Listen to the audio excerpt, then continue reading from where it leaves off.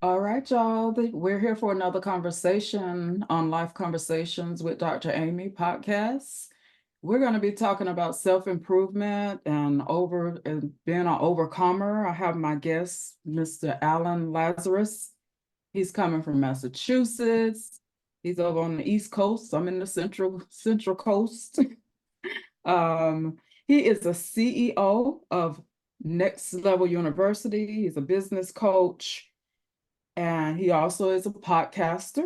He's dedicated on self-improvement, and he has goals to help people become better in business, love, life, and wealth. Welcome, Mr. Lazarus. Amy, thank you for having me. I mentioned this to you earlier in the pre-chat.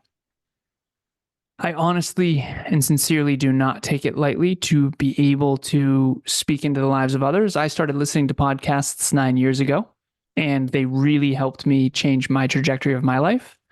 Having real conversations with real people about real stuff is what I think the world needs more of. So I appreciate it. Thank you so much for having me. And one more quick thing is, back then, 9 years ago, when I first started listening to podcasts, there was all these people that were interviewed that I felt were so articulate, and they had these stories and these narratives that made so much sense, and it felt like they had it all figured out. And so now I've become one of those people.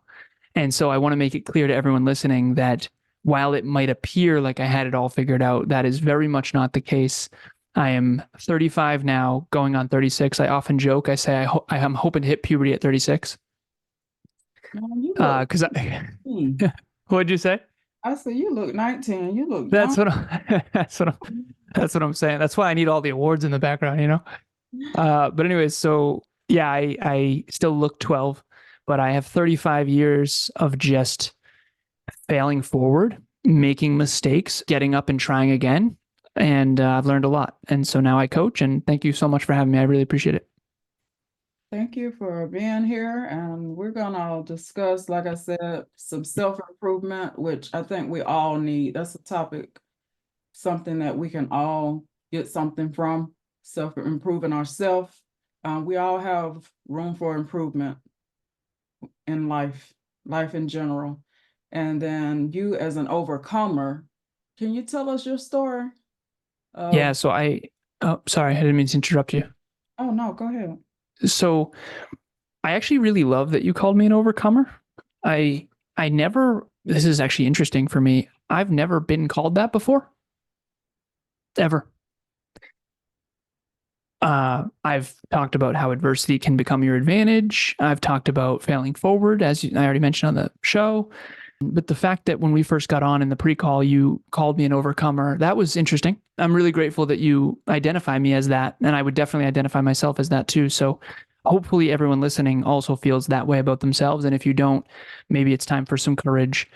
Because for me, I think being a coward was my biggest challenge. So my story, again, it's 35 years, trying to condense it into 10 minutes here. So bear with me.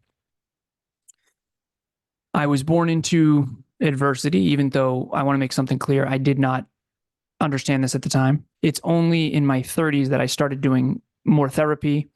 I started rewatching the movie of my own life. I started to re-understand it better. It's kind of like when you rewatch a movie that you saw as a kid, and then you see it as an adult and you go, oh, got it. Now I understand that joke. Now I understand that reference. Now I understand the moral of the story, that kind of thing. So it's only in hindsight that I really fully understand this. And I'll understand it even more at 36, 37, 38, 39, that kind of thing. Okay, so when I was 2 years old, and again, I'll give you the quickest possible version, condensing 35 years into 10 minutes is not easy. When I was 2 years old, my father passed away in a car accident when he was 28. His name was John McCorkle. My real last name is actually McCorkle. My stepfather's last name is Lazarus. So I had an older sister when I was 2. He was 28. My mom was 31. My sister was 6. So I had an older sister and a mother. I was raised by 2 women, and I did have a stepfather from age 3 to 14. Now, the McCorkles, John McCorkle, my father, my birth father, grew up in a big Irish Catholic family. So my mama and papa, my grandfather and grandmother, his mom and dad, had 6 children. It was Jim, Joe, John, Jane, Joan, Jeanette. All J. Yeah, big Irish Catholic family. Now, when my stepfather came into the picture and I changed my name to Lazarus, so did my sister, we became the Lazaruses. So we kind of didn't associate with the McCorkles anymore, whether it was conscious or not. So I playfully refer to from 3 to 14 as boats and BS. And the reason why is my stepdad was hunting, fishing guy. We had snowmobiles, we had a motorcycle, we had boats, ski trips, deep sea fishing, all that kind of stuff. My mom drove a BMW, trucks, all that. And we grew up on a small lake. And so this was late 90s, early 2000s. And in the 90s, the economy was very much winning. And my stepdad worked for a company called AGFA, who did hospital computers. So he did very well. And so I was used to Xbox Dreamcasts, early Christmas presents. We did well financially, but my mom and stepdad did not get along. And that's the very polite way to put it. Okay, so fast forward, my stepdad leaves at 14 and he takes 90% of the income with him. He got the yacht and the apartment building. We got the house and the dog. And I go from upper middle class.com bubble wealth to now I get free lunch at school because our income is so low. I'm shopping at Salvation Army at times. We weren't going to starve, but we definitely had to bootstrap. Excuse me, I've got something in my throat, so I apologize in advance for that. Let me get a little water here. Stepdad leaves. I'm 14 years old, and this is the hardest year of my life, even though I didn't know that at the time. And he takes his entire extended family with him. I have not seen him or any of them since. I have spoken to him a little bit on Facebook Messenger, but no contact other than that. Now, at that same time, my sister moves out with her older boyfriend. And at that same time, that same year, my mom gets in a fight with her sister, my aunt Sandy. And she kind of ostracizes us from my mom's side of the family. Wow. And I have since only spoken to one person from my mom's side of the family. His name's Jeff, he's my cousin. And that was 8 years later. So you want to talk about potential abandonment issues. I kind of lost 3 families by the time I'm 14 years old. And again, at the time, I didn't know any different. So I did the only thing I knew how to do. I essentially lose 3 families by the time I'm 14. I didn't know that at the time because I didn't know any different. And I did the only thing I knew how to do, which is aim higher, work harder, get smarter. And I now understand, having studied a lot of this, there's 4 trauma responses. There's the fight, flight, and freeze that most people know about. And then there's the fawn, which is appease, or don't poke the bear, or what do you need type of thing. And so I did a lot of fawning socially, but behind the scenes, I was just dreaming bigger. I was working harder. I was getting smarter because my dream was to go to Worcester Polytechnic Institute. It's kind of like a mini MIT in Massachusetts. It's a really, really famous technical college that engineers go to. And it's $50,000 a year. And when my stepdad left, I didn't know how I was going to go. So I bootstrapped my way through high school. I got what's known as the President's Award. It's actually behind me. It's signed by George W. Bush. And it means that you get straight A's for every report card all through high school, all 16 report cards, 4 report cards a year for 4 years. So 16 report cards. And you have to get a 95 or above GPA all through high school. I got 189 in honors English. I'll never forget it. Luckily, it was weighted because it was an honors class. So it's still, I was able to achieve my goal, but I never took honors English after that. But anyway, so I got into my dream college and I got tons of scholarships and financial aid. I was the obnoxious kid at the award ceremony that just didn't sit down, just award after award after award. And there was a couple kids like that. It wasn't just me. Then I go to WPI and I get my computer engineering degree, my bachelor's, which was brutal. Computer engineering was not easy. And then I go for my master's in business. And then after that, I'm off to the races. And so when my stepdad left at 14, I struggled with money. And so I was kind of a broke college student, high schooler, that kind of thing. And then all of a sudden, I'm a computer engineer with an MBA in a technical global economy. And all of a sudden, I'm very sought after. So I worked for a bunch of tech companies. I worked for iRobot. I worked for Tyco Safety Products. I worked for Simplex Grinnell. I worked for a company called Sensata Technologies, which used to be Texas Instruments. I worked for, eventually I landed at a company called Cognex. I started a little inside sales engineering team in there, and then I moved to outside sales. And I become an outside sales engineer, and my territory that I managed at the time, again in my early 20s, was Connecticut, Western Massachusetts, and Vermont. So I had my own territory. And we sold industrial automation equipment into manufacturing facilities all across Western New England, but all across the world at Cognex. And so I was doing really well. I went from 65 to 85, from 85 to 105, from 105 to 125. And then at my peak, I was almost at $180,000 a year. And I'm in my early 20s. I don't have a wife or kids. I have a beautiful girlfriend at the time. Her name was Courtney. And I'm working a ton, but I make a ton of money, but I don't have a mortgage. I don't have high bills. I bought a $5,000 in cash car, Volkswagen Passat, which ended up saving my life. I'm getting to that.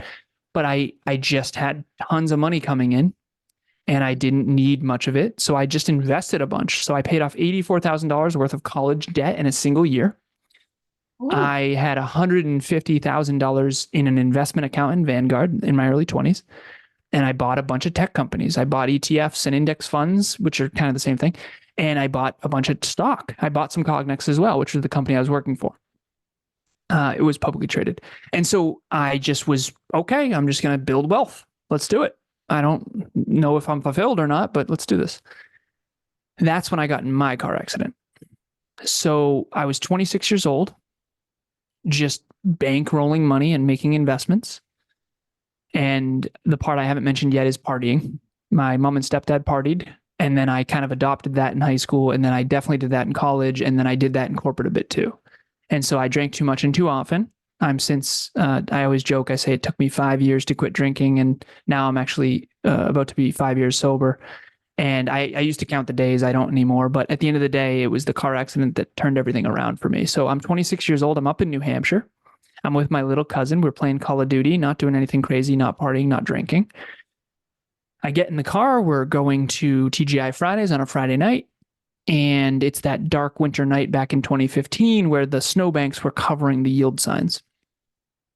I was supposed to yield and I didn't. I end up on the wrong side of the road. And I look up from the GPS and I saw what I thought was a Mack truck right in front of us. And I calculated in my brain in that moment, there's no possibility that we don't die. Like, this is the end. Fortunately, two things. Number one, it was not a Mack truck. It was a lift-kitted pickup truck. There's a lot of those in New Hampshire. So if it was a Mack truck, I don't know if I'd be here. I probably wouldn't. Number two, I was driving a 2004 Volkswagen Passat that I bought in cash, and I used to call this car the Tank. This car was a heavy Volkswagen, German-engineered steel trap of a car, and I'm telling you, that car saved my life. Both airbags deployed.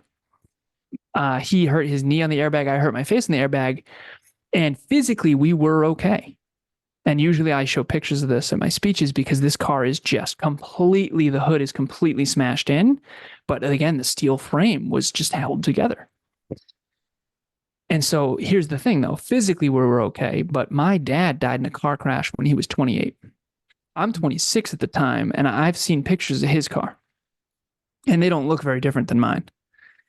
And so this is my quarter life existential crisis. Like, what was it all for? Who am I as a man? What was the point? Am I proud of who I've become? Would my dad be proud of me? Have I faced any of my traumas? Have I been running from my pain? Who am I? What? And I was swimming in regret. The best way I can describe it is just swimming in uncertainty and regret. All my poor choices, all that stuff. And after that, I flipped the script. The best way I can describe it now is prior to 26, I was goal-oriented. I was achievement-oriented. I was a type A achiever. I had big goals and dreams. I was improvement-oriented, but I was not self-improvement-oriented. And that's obvious to me now. I was successful, but I wasn't fulfilled. And I went from successful and unfulfilled after the car accident to going all in on fulfillment. I quit my corporate job. I started my own company. And ironically, I went all the way past broke. And I went to what I call the next bucket, which is, so bucket one is successful and unfulfilled. And I think a lot of people start there. And bucket two, I went into, which is super fulfilled, super aligned, super self-improvement, fitness, health, all that, but I'm not successful. And then I finally got to bucket three years later. This is 9 years ago. The car accident was 9 years ago. And then years later, I finally got to bucket three, and bucket three is successful and fulfilled. And that's ultimately where I help my clients get now.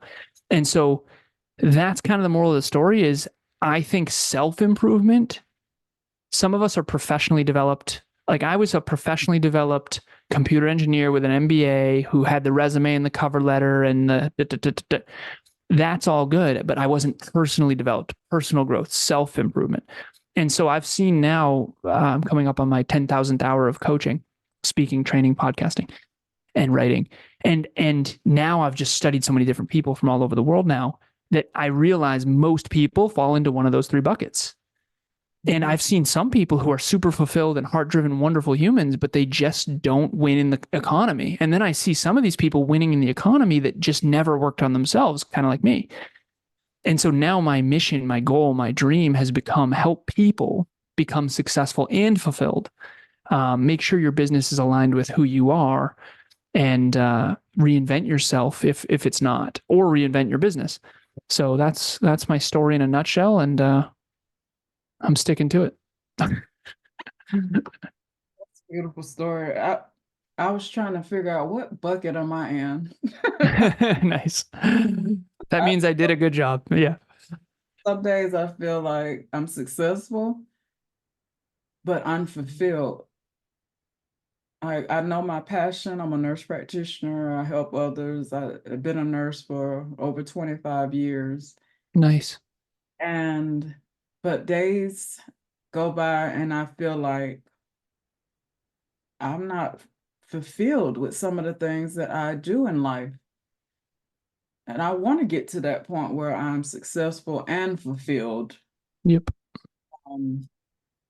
But yeah, Well, that's the first step right there, is admitting it. That was the fact that you're humble enough and courageous enough to admit that, not only to yourself, but on a public medium. I mean, you're already, ironically, paradoxically, on your way to being fulfilled just by the first step to solving a problem is admitting you have one.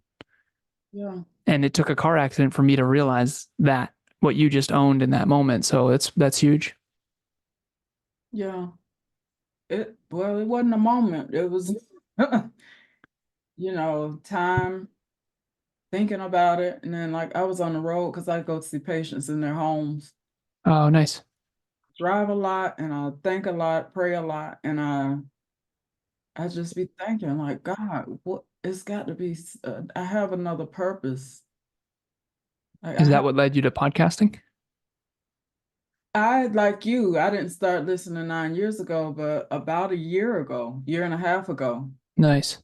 In the COVID pandemic, that phase, I started listening to podcasts. Nice.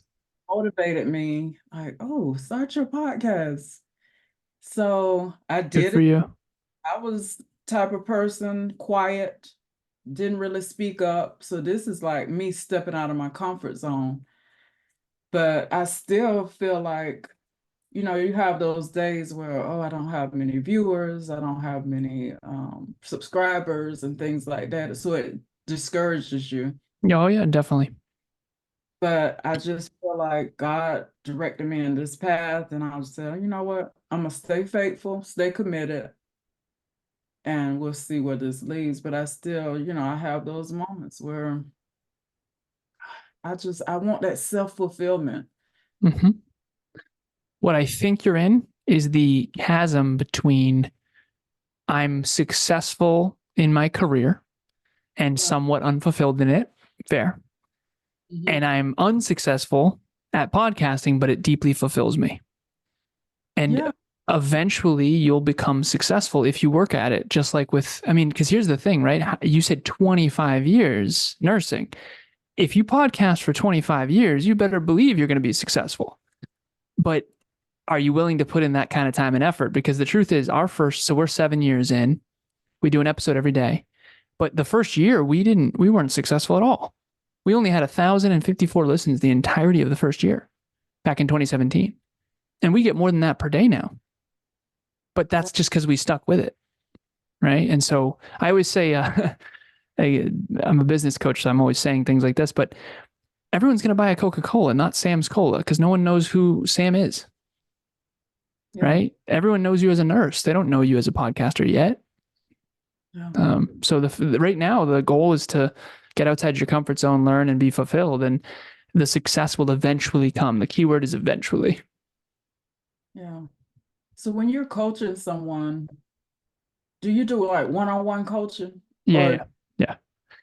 We have a group coaching program where we do 10 people at a time every quarter. So every 90 days, we do 10 people at a time, but I mostly am one-on-one. Yeah. Okay.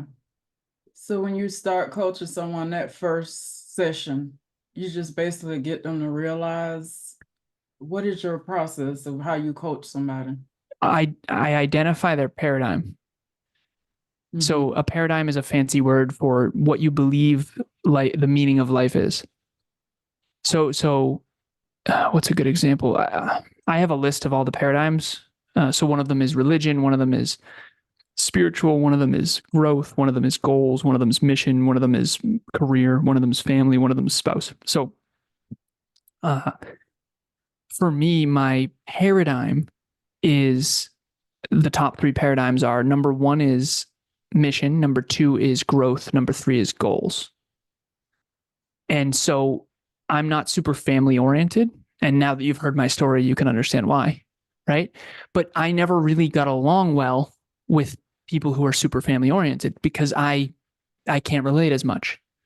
Yeah. Like Father's Day is coming up, and we have a charity. We host an event at a YMCA. We rent it out for Boys Without Fathers, and it's awesome. But I always used to hate Father's Day because I didn't have a dad, right? So these holidays and all that kind of stuff, it was never really for me. And I used to not have the courage to admit that to myself, never mind on a public medium, but I never really resonated with that stuff. It wasn't for me. People would say family is everything. I think that's true for people with that paradigm. And so what I do in coaching is I help people own who they really are. Like some mothers feel guilty for putting their career above their kids. Listen, some women, some men, they are more career oriented. That's okay. It doesn't mean you're a bad dad or a bad mom. I mean, sometimes it does if you overdo it, obviously. But why not own who you are? Because yeah, you're right. You're not as present. But isn't it great to be a role model for your kids, to show them work ethic and right? So there's pros and cons to everything. And I think most of us are taught to feel like our paradigm's wrong. We all think we're right, which is why we're all wrong. Yeah. Yeah, that reminded me, because I'm a single mother. My kids are all adults now, but I was, I worked a lot at one point, 3 jobs. Good for you. Different hospitals and just going to school. I finally achieved my doctorate degree in 2022. So I was real like, good for you. In it. But then my kids, I felt like, okay, did I do them a disservice because I wasn't there a lot? But then I thought, well, I was trying to show them this is, how you build a career. Yeah. And there's a con with every pro, right? The pro is you're leading by example in what it takes in terms of work ethic to build a sustainable career in life for your family and provide for your family. But the downside is you're less present. And if you were a stay-at-home mom, again, nothing against that either, but you got to understand you're not leading by example in building a career. And so life is about choices, and you made a conscious choice. And I think the fact that you're even worried that you might have done a disservice is probably proof that you didn't, because most people who are actually poor parents don't think about it. Yeah. Well, my kids, they'll tell me, Mom, you did a good job. You worked hard. It's time. Nice. Your life. So they encourage me, but I need to encourage myself. Mm-hmm. I was okay. I did the best I could. Nice. So, and then when I talk about being fulfilled, what would you say the difference in fulfillment versus happiness? Happiness there's the whole pursuit of happiness thing and how it's a pursuit. And what makes I think happiness is a little too esoteric. I don't think anyone really defined it. I don't think we really know what it like. Are you happy today or in general? Or well, yeah, I think so. That kind of thing. So to me, I just kind of canned that whole idea. I tried really hard to, and I always tell the story about John Lennon. The I don't know if the story is true or not, but I think it is. At least this is a folklore tale. John Lennon was in class, and a teacher said, "What do you want to be when you grow up?" That was the homework assignment, and John Lennon said, "Happy." And the teacher said, no, you don't understand the assignment. I'm talking about your career. And he said, well, you don't understand life. And while I think that's a powerful story, an anecdote, I think that happiness is this weird esoteric thing that no one ever really defined. So we're all chasing something that we're supposed to be that there's no formula for. And I'm a math and science guy. I'm a computer engineer, so I think analytically, and I used to be bashful about that, but I am hyper rational. I think there's 4 modalities of thinking, and I have one of them in spades.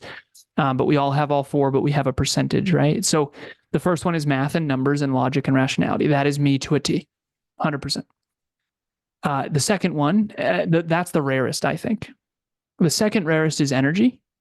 I bet you think more in energy. I bet you pick up on people's energy. I think that's my intuition. Anyways, energy was new to me. That's fairly rare for me. I've been working on it lately. Number 3 is words and concepts. Most people statistically think in words and concepts. So when I say dog, you think about a dog, and that's the fourth one, which is images. So a picture of a dog might have come up in your mind when I said dog. Okay, so pictures and images, words and concepts, energy and intuition, and math, logic, rationality, and numbers. I'm by far the numbers one. And so if you don't resonate, anyone listening, if you're not resonating with me, most likely you think in a different modality, and I'm kind of overly structured and conscientious. There's spectrums of agreeableness and disagreeableness and conscientiousness and not. And so I'm an org structure engineer at heart, and usually engineers have low self-worth because they just don't know how to talk to people and that kind of thing. So I just happen to be one who can communicate well. And I think statistically speaking, engineers struggle with communication. Okay. Because they think differently than everyone else. So what's my point of all that? Happiness and fulfillment. I needed a formula. Yeah. I need a formula. What's the formula for happiness? I think this whole happiness thing is horsepucky. You grow up, right? And I look around, my mom and stepdad were not happy. Yeah. Right? Marriage scared the hell out of me because it was like, I don't want that. Oh my God. When I was a kid, I was very observant.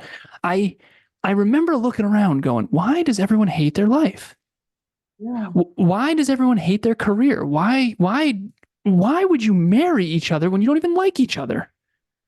And again, I would just math thinking. I didn't know this back then. Back then it was just like, this is irrational as hell. Right? Now I understand why everyone does that. But anyways, so marriage scared the hell out of me. And I remember in my early 20s, I had graduated college and I was having this argument with my mom, and it was a little heated, but it was a debate. And she said, why does intelligence matter so much to you? Why can't it be just enough to be nice? And I remember thinking, well, that's an ignorant question.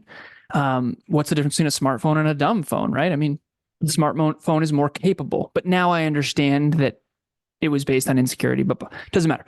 The point is I was very hyper rational, and I was just, well, because intelligence is the most important thing for you to achieve what you want in life. Hard work and smart work. I mean, what else is there, right? And so in my honest opinion, and this is my answer, this is what I told her. Now, keep in mind, this is my early 20s version, ego-driven version. I said, Mom, intelligence matters because I'm trying to figure out the formula to not end up old and miserable like everybody else. Now, I grew up in an area, small town, small-minded people, and I used to not have the courage to say that. Not everyone, but in general. And I was this big goals, big dream, doesn't fit in weirdo who wanted to change the world like his hero, Steve Jobs, at the time. No longer my hero. But the point is I just never fit in. And I looked around and I got scared. I was like, I don't want this at all. I don't know if I ever want to get married. I don't know if and now I realize in hindsight, There was no self-improvement. There was no personal growth. There was no personal development. There wasn't a lot of goals and dreams. So now I playfully refer to where I grew up as the Boulevard of Broken Dreams. And the truth is, the hard truth that no one wants to hear is it kind of was. No one liked their careers. No one was fulfilled. And this whole happiness thing, people used to literally say to me, so I didn't really like high school very much. I look young now. Imagine me in high school, right? Not a fan. I was the nerdy, prepubescent, red-faced, bullied kid. And then I lost families at 14 and I was not a happy duck. So people would always say, oh, these are the best years of your life. Oh, these are the best years of your life. I'm like, God, I hope not. What are you talking about? High school sucks, right? This year's suck. So I realized, no, they're wrong. These are not the best years of my life. I'm going to get better. If these are the best years of my life, forget this. This is awful. So I did what I knew how to do, which was just aim higher, work harder, get smarter. And so to answer your original question, there is a formula to fulfillment. It took me 30 years to figure out. I now have a pyramid of fulfillment that's kind of like Maslow's hierarchy of needs, but it's my own 21st century version. And I'm not going to go through all 21 categories right now. But what I will say is that the main formula is, I think, what people refer to as happiness is actually three things. The first one is joy, being in the joy of the moment. So I'm enjoying this right now. So I'm in joy.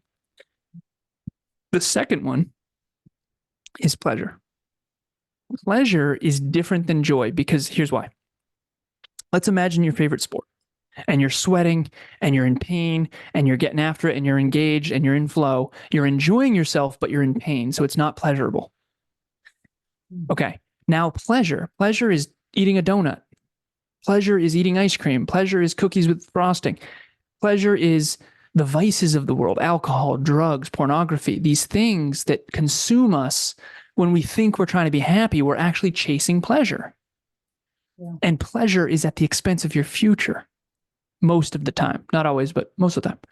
So we think we're getting happiness when in reality we're chasing pleasure, myself included when I used to drink.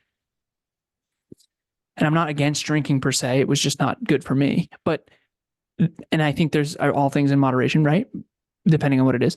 But then you move to the third one, and this is the third part of the formula. So you've got pleasure, joy, pleasure, and then fulfillment. Fulfillment is the part that I think everyone's missing. Mm-hmm. And fulfillment only comes from three things: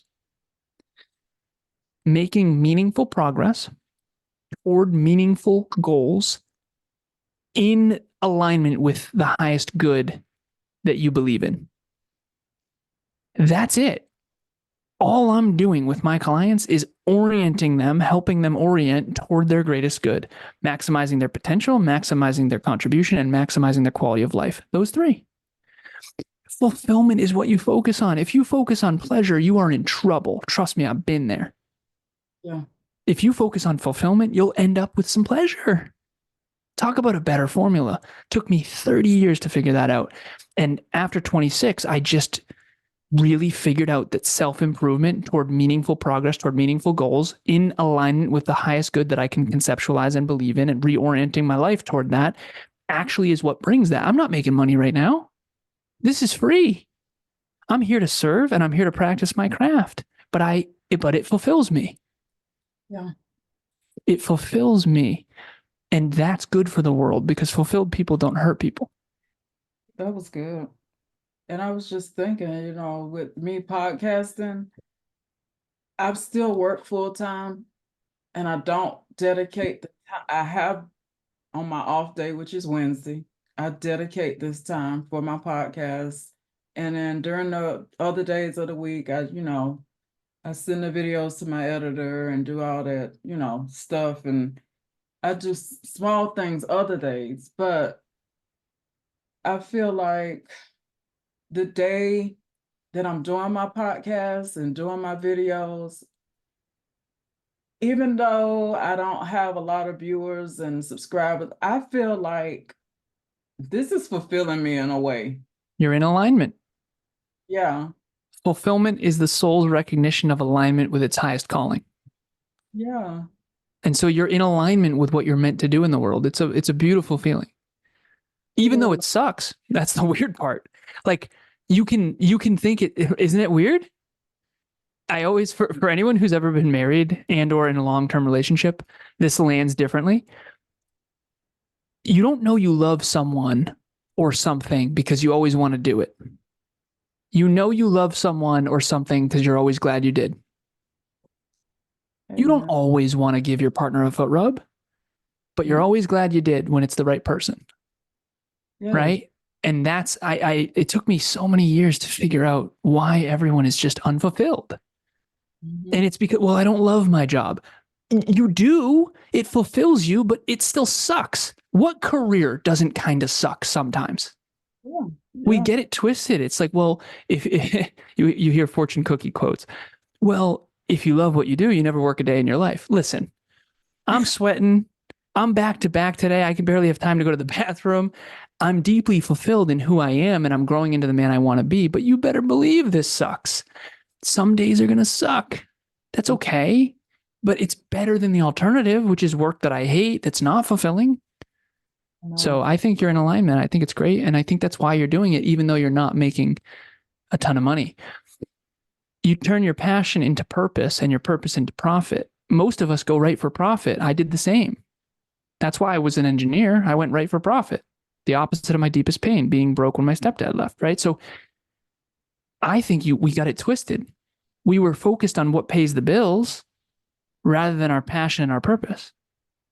Whereas if we started with passion and purpose and what fulfills us, we'd end up paying the bills, but not right away, right? Yeah. Not right away. And it's not as cool, right? It's doctor, lawyer, engineer, or failure, right? So it's not doctor, lawyer, engineer, podcaster, or failure. And so you want to take the uncommon path that really fulfills you and then have faith that it will work and it'll eventually become profitable, assuming you improve. And that's the harder choice that I didn't have the courage to make until after my car accident. Yeah. Well, Lord, I don't want to get to that point where I have like an accident or anything.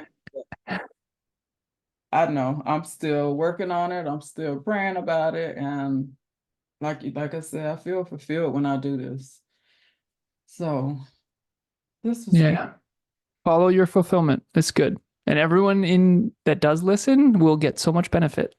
And then who knows? Maybe you'll be a coach one day or whatever, right? So there's a lot of ways you can make money when you are really good at your passion and your purpose, and when you use it to help people, and when you do it for long enough. That's the key. You got to do it for long enough to actually build a real brand and a real business.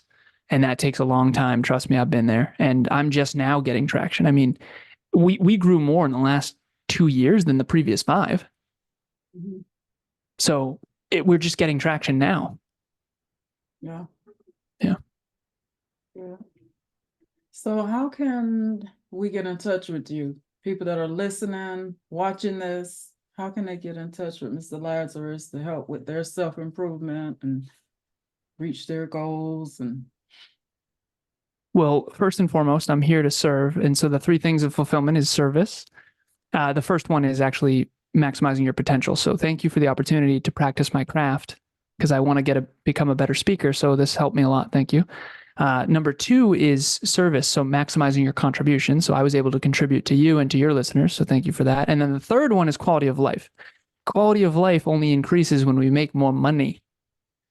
And so the only way I can make more money is help more people in a more meaningful way. And so if anyone wants to reach out, I'm primarily here to practice my craft and to serve. But if you are interested in more, we have a website called nextleveluniverse.com. I am here to help you get from bucket 1 to bucket 2 to bucket 3 that I talked about in the beginning. So maybe you're successful as hell in your career, but unfulfilled. Maybe you're really fulfilled in who you are and super aligned, but you're not super successful yet at turning your passion and purpose into profit. Or maybe you're like my client Yvette, who came to me and said, listen, I'm already successful. I've been doing this for 16 years. I make hundreds of thousands of dollars a year, and I'm so grateful. I love my life and I love what I do, but I don't want to work 12 hours a day anymore. But I do want my life to be an amplified version of what it already is. And I said, okay, we'll get leverage. Pareto's principle is 20% of effort goes to 80% of results. That's what we do in my coaching. We find the leverage points. And the last thing I'll share real quick, 20% of your effort produces 80% of the results. A good example of that is weight training. When you do weight training, you're going to get 80% of your results just from weight training when it comes to your physique. Mhm. The other part of that 20% would be diet. But what if you take 20% of 20%? And I don't want to lose the non-numbers people out there, okay? If you don't like math, please don't villainize me. If you take 20% of 20%, you get 4%. If you take 20% of 4%, you get 0.8%. If you take 20% of 0.8%, you get 0.16%. If you take 20% of 0.16%, you get 0.04%. My coaching is designed to find the 0.04% that makes most of the difference in your success and your fulfillment. And so you can reach out to me via email, alan@nextleveluniverse.com, spelled just like it sounds, alan@nextleveluniverse.com. And then we have a podcast called Next Level University, where we help you build a bigger, better, brighter future with holistic self-improvement in your pocket, health, wealth, life, and love from anywhere on the planet every day, completely free. And that's it. That's what we do. That's all we do. And just reach out. If you do email me, though, please provide context, because obviously, like all of us, I get a bunch of spam. Okay. And I'll leave your contact information in the details of this episode. I appreciate your time, your encouragement, your story. This was beautiful, and I'm sure you've encouraged somebody out there. Thank you, Mr. Lazarus. You are so And incredibly welcome. I'm so sorry to interrupt you. Continue. no, you're good. I just want to say thank you, and y'all that are not subscribed, y'all hit that subscribe button, hit the like button, Live Conversations with Dr. Amy. And then are you on YouTube as well? Yes. And Spotify, and are you on all the platforms? We're on all of them. We're on all of them. I also want to congratulate you, Dr. Amy, for getting your doctorate in 2022. That's a big achievement. I want to be Dr. Allen one day. So congratulations. I think we would all be better off if more of our achievements were celebrated rather than making other people insecure. So I just want to celebrate you for that. I think that's awesome. I think you should put it in your Zoom name, Dr. Amy. You've earned that, and it does mean something. And so, yeah, thank you so much for having me. I really appreciate it. And I hope that you continue on this awesome journey of podcasting. I will. I'm not a quitter. I have no doubt of that. 3 kids and 3 jobs. Is that what you said? 3 kids and 3 jobs? At one time in my life, but no more. I just got one now. Yeah, technically 2 as a podcaster. Yeah, you're not a quitter. 3 kids and 3 jobs. That should be your Instagram handle, you know? Thank you, and you have a great day. You as well.